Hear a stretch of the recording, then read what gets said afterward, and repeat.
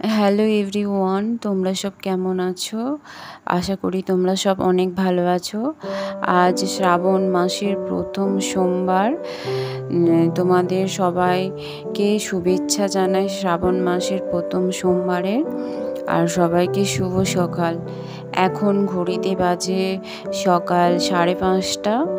আমরা বেরিয়ে গেছি, আমি, দিদি আর পমদি এখনো আসেনি, আসবে। মিলে 108 মন্দিরে যাব শিবের মাথায় জল ঢালতে। তোমরা ভিডিওটা দেখো, আশা করছি তোমাদের ভিডিওটা ভালো লাগবে দেখতে। আর 108 মন্দিরে আমি কিভাবে যাচ্ছি, কেমনভাবে পুজো করছি, সবই তোমাদের এই ভিডিওর মধ্যে দেখাবো। যে আমরা ওয়েট করছি পমদির জন্য। পমদি এলে আমরা একসঙ্গে টোটো ধরে চলে যাব একবার নবাবহাট। বৃষ্টি হয়েছে, সকাল থেকেই বৃষ্টি হয়েছে, রাস্তা ভিজে গেছে পুরো। দেখো আমরা ছাতা নিয়ে যাচ্ছি, টোটো করে যাব। বেশি তো দূরত্ব না, একটুখানি 5 মিনিটের রাস্তা গোলাপবাগ থেকে নবাবহাট।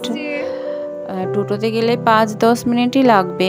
ওই যে পমদি দূরে আসছে ছাতা নিয়ে। পমদি এখানে এলেই আমরা টোটো করে যাব নবাবহাট।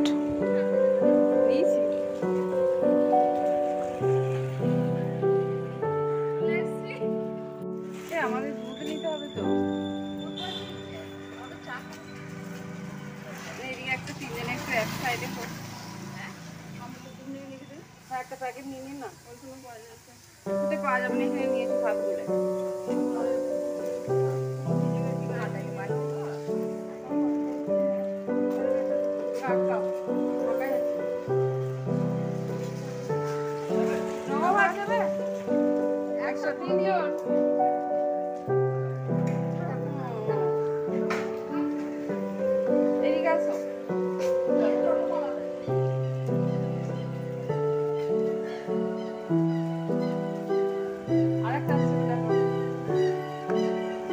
টোটোয় উঠে গেছি। তোদের দুজনকে দেখে বেশি ওই জন্য নিচ্ছি।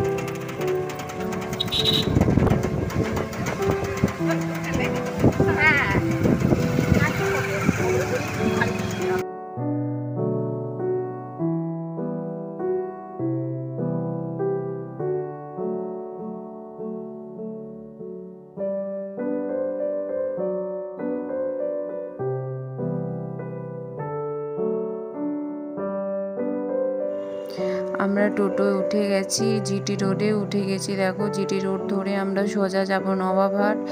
আমি, দিদি, পমদি সব মিষ্টি আলাপ গল্প হাসি ঠাট্টা করতে করতে যাচ্ছি। দিনটা আজ ভালোই কাটবে মনে হচ্ছে। সকাল সকাল এত হাসি হাসি করে আমরা যাচ্ছি টোটো করে। জিটি রোডে টোটো যাচ্ছে, তোমরা দেখতে পাচ্ছ।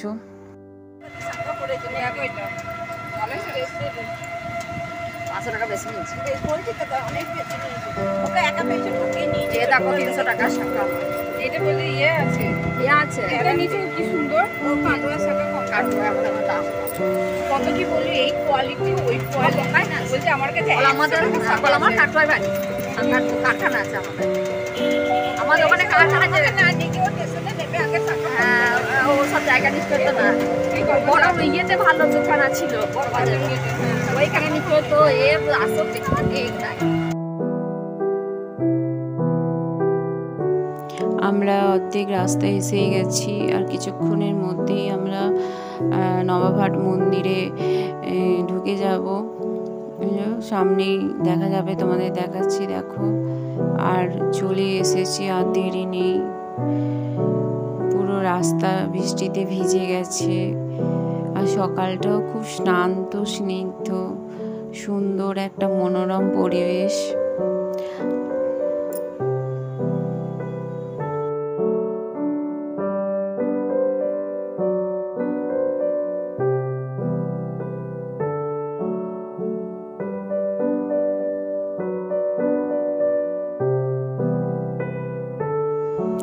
আস্তে আস্তে তোমাদের আমি দেখাচ্ছি। দেখো ওই দিকটা তাকিয়ে দেখো, ডান দিকটা মন্দিরগুলোকে দেখা যাচ্ছে। 108 মন্দির, বর্ধমানের ফেমাস 108 মন্দির আজকে তোমাদের ঘুরিয়ে দেখাবো। আমরা প্রায় মন্দিরের গেটের সামনে এসে গেছি। এই যে মন্দিরের গেটের সামনে, এটা আমরা এসে গেছি, দেখতে থাকো।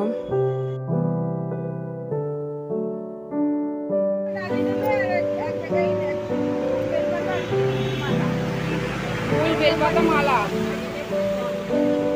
ডালি কত করে?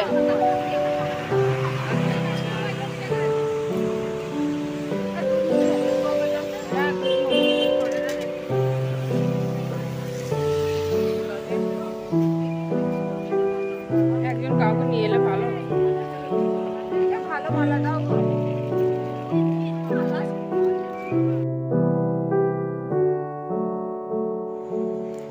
আমরা মন্দিরের গেটের ভিতর ঢুকে গেছি, এসে দেখছি এখনো মন্দিরের মেইন দরজা খোলেনি, বলছে নাকি ভিড় হয়নি বলে এখনো খোলা হয়নি। সামনে টিকিট কাউন্টারের কত লাইন দেখতে পাচ্ছ, এত লাইন, এখনো মন্দির খোলেনি। কিন্তু অন্যান্য বছরের কথা বলছি, 6টার সময় মন্দিরের দরজা খুলে যায়, এবারে কেন খুলেনি? বলছে নাকি এখনো লোকজন ভিড় কম হচ্ছে, তার জন্য এখনো নাকি খুলেনি। তবে আমরা এখানে দাঁড়িয়ে আছি, তাই আমি ভাবলাম তোমাদের সামনেটা একটু ভিডিও করে দেখায়।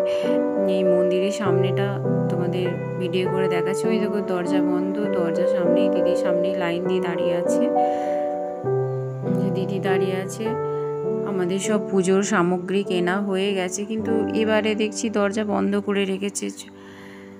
আমরা ওয়েট করছি কখন খুলবে দরজাটা, সবাই বলছি এখনো খুলছে না কেন, খুলছে না কেন, তাই ওয়েট করছি। কি আর করা যাবে, ওরা খোলেনি, ওদের বিরুদ্ধে তো আর যাওয়া যাবে না। ওদের যখন মনে হবে মন্দিরের দরজা খুলবে তখন ওরা খুলবে, আমাদের শুধু অপেক্ষা ছাড়া আর কিছু করার নেই। তাই আমরা দরজার সামনে, মন্দিরের দরজার সামনে অপেক্ষা করছি কখন দরজা খুলবে। দরজা খুললেই আমরা ভেতরে প্রবেশ করব। আর এখন বাজে ঘড়িতে 6টা, ভিড় অনেক হয়ে গেছে, তাও খোলেনি এখনো। দেখি কখন খোলে, দেখা যাক।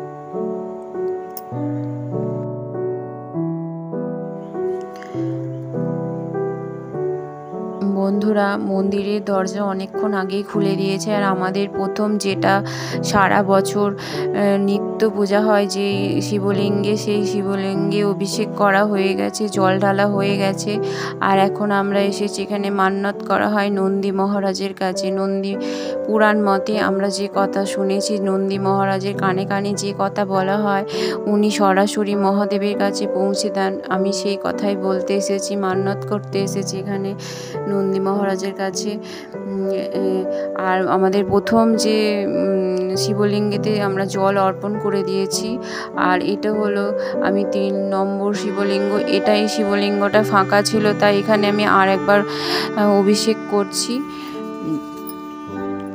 ঘি মধু দিয়ে মহাদেবের গায়ে ভালো করে মাখাচ্ছি। আমি অভিষেক করব এক্ষুনি মহাদেবের। তোমরা দেখো, আশা করছি তোমাদের ভালো লাগছে এই ভিডিওটা দেখতে।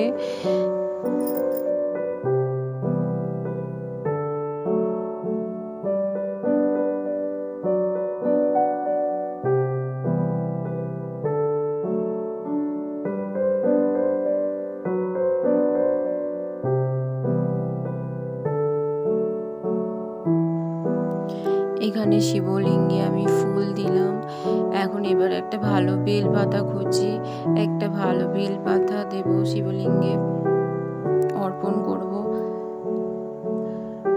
একটা ভালো বেল পাতা আমি শিবলিঙ্গে অর্পণ করলাম। এরপর আমি দেব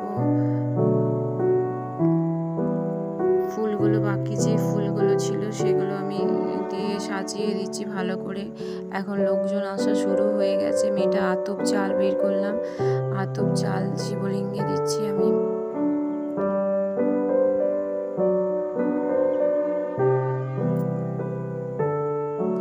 লোকজন এসে গেছে, ভিড় হয়ে গেছে, তাই ভিডিওটা ঠিকঠাক শ্যুট করা হবে কিনা জানি না, তাও আমি চেষ্টা করব তোমাদের দেখাতে।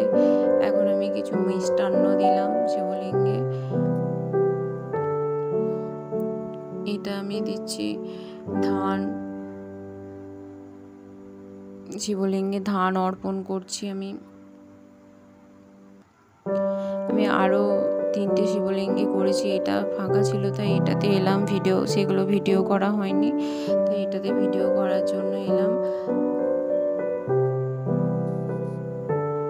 তোমাদের 108 মন্দিরে শিবলিঙ্গটা দেখানোর জন্য বিশেষ করে ভিডিওটা করা। শিবলিঙ্গে যা যা ছিল আমি অর্পণ করে দিয়েছি। এরপর আমি মহাদেব স্বয়ং ভগবানকে প্রণাম করে আমি এখান থেকে বেরিয়ে যাব। অনেক মন্দিরে ভিড় হয়ে গেছে, তোমরা দেখতে পাচ্ছ।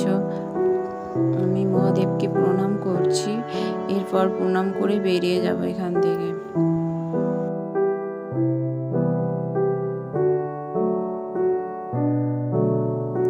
আমাদের মন্দিরটা ঘোরা হয়ে গেছে, সব তোমাদের দেখাতে পারিনি ঘুরে, এত ভিড় ছিল, এত লোকজন দেখাতে পারিনি। এবার আমাদের সব পুজো হয়ে গেছে, এরপর আমরা বেরিয়ে যাব বাড়ির উদ্দেশ্যে। বেরিয়ে যাচ্ছি, সামনে দেখতে পাচ্ছ ওইটা হচ্ছে সামনের মেইন মন্দির। আমরা সবাই মিলে বেরিয়ে যাচ্ছি। এই যে মন্দিরের গেট, সামনের গেট। আর একবার তোমাদের দেখিয়েছি, ওই দিকটা দেখতে পাচ্ছ, এগুলো বড় বড় করে শিব দুর্গার মূর্তি করা আছে, আর নটরাজ এর মূর্তি আছে ওই দিকটায়। আর আমার ফোনে মধু লেগে গেছে, তাই ভিডিওটা এরকম আসছে। ভিডিওটা ঘি লেগে এরকম হয়ে গেছে, আবছা আসছে। ওখানে নটরাজের মূর্তি আছে, আর ওই যে বড় বড় করে আছে শিব দুর্গা। ওই দিকটা যাচ্ছি আমরা, একটু ফটো তুলে আবার বাড়ি যাব বলে। এর আগে বহুবার এসেছি, বিয়ের আগে ওখানেই যেতাম, ওখানেই পুজো করতাম। বহুবার এই মন্দিরে এসেছি, যতবারই আসি যেন মন যেন ভরে না, ততবারই আসতে ইচ্ছা করে। আর এখানে এই মন্দিরটা আমার বাপের বাড়ির খুব কাছে, আর দিদির বাড়ির তো কাছেই। দিদির বাড়ি গোলাপবাগ, এটা নবাবহাটে মন্দিরটা। আমরা এখানেই পুজো করি, এখানেই আসি। এবারেও এসে মনটা যেন আলাদা রকম একটা শান্তি পেল। বাইরে ফুল মালা বিক্রি করছে মাসিগুলো, খুবই ভালো, মিষ্টি ব্যবহার করলো আমাদের সঙ্গে। আমাদেরকে বলছে কোলকে নিয়ে যাও। আর আমরা এখানে টোটোর জন্য ওয়েট করছি, কখন টোটো আসবে, গিয়ে আবার বাড়ির উদ্দেশ্যে রওনা হব। আর আবার তোমাদের দেখা হবে পরের একটা ভিডিওয়। আর আমার ভিডিও দেখার জন্য তোমাদের অসংখ্য ধন্যবাদ। এইভাবেই আমার পাশে থেকো, আমাকে সাপোর্ট করো, তাহলেই হবে। তোমাদের সাপোর্ট ছাড়া আমি কিছুই না। তোমরা আমাকে ভালোবাসা দিও, সাপোর্ট করো, এটাই চাই। আর ভিডিও ভালো লাগলে অবশ্যই একটা কমেন্ট, একটা লাইক করে যাবেন। আবার দেখা হচ্ছে পরের একটা নতুন ব্লগে। ভালো থাকবেন, সুস্থ থাকবেন সবাই।